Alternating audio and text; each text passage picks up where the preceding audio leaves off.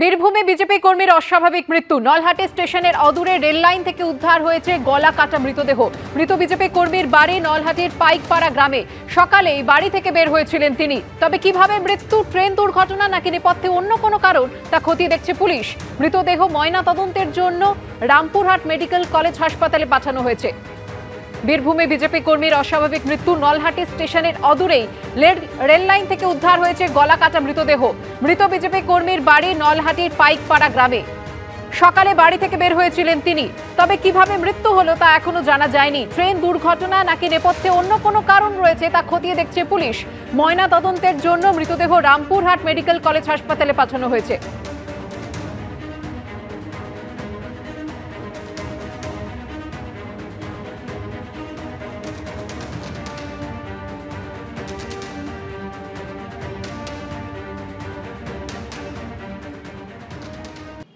গতকাল ভোরবেলায় বিধ্বংসী অগ্নিকাণ্ডের ঘটনা ঘটে ৫ নম্বর গাস্টিন প্লেসের একটি বাড়িতে। ২৪ ঘন্টা কেটে গিয়েছে, কিন্তু এখনো ধোঁয়া বেরোচ্ছে এই বাড়ি থেকে।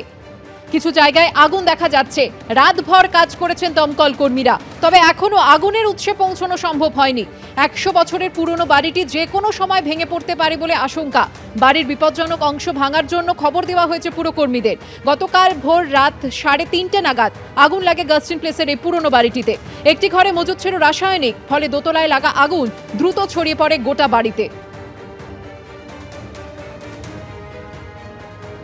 ঘটনার পর ২৪ ঘন্টারও বেশি সময় কেটে গিয়েছে। এখনো ৫ নম্বর গাস্টিন প্লেসের আগুন পুরোপুরি যে নির্মূল করা গেছে তা কিন্তু নিশ্চিত করে বলছেন না দমকল কর্মীরা। এখনো বেশ কয়েকটি ফাঁকা থেকে কিন্তু আগুন বেরোতে দেখা যাচ্ছে।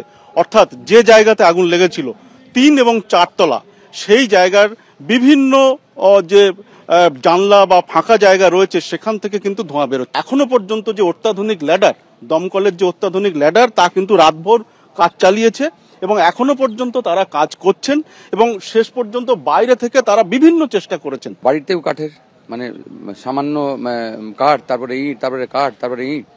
তো ওটার মধ্যেই ওই যে বাড়ি কালকে কোল্যাপস হয়েছে সিলিন্ডারের ব্লাস্টের পর, ওই যেখানে যে মেজিনের মধ্যে ধসে পড়েছে ওটা, তার উপরে আছে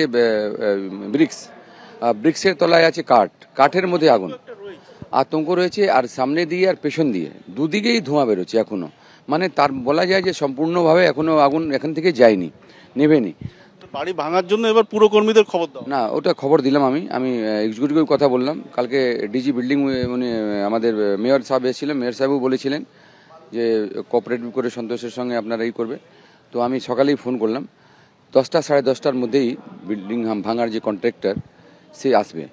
আর তারপরে হয়তো আরো আমাদের যে এখন ধোঁয়া টোয়া যা বেরোচ্ছে সে আমরা কন্ট্রোল করতে পারবো। স্থানীয় বাসিন্দারাও কিন্তু কাউন্সিলরের সঙ্গে নিজেরাই রয়েছেন। পুরকর্মীদের সঙ্গে তারা কাজে হাত লাগাবেন এমনটাই তারা পরিকল্পনা করেছেন এবং এখনো পর্যন্ত সেই কাজ চলছে। আর একটু বেলা বাড়লেই কিন্তু পুরসভার কর্মীরা আসবেন এই বাড়ি ভাঙার কাজে এবং তারপর হয়তো আগুনের উৎসে পৌঁছানো সম্ভব হবে এমনটাই অনুমান করা হচ্ছে। ক্যামেরায় দিব্যেন্দু সিনহার সঙ্গে সত্যজিৎ বৈদ্য, এবিপি আনন্দ।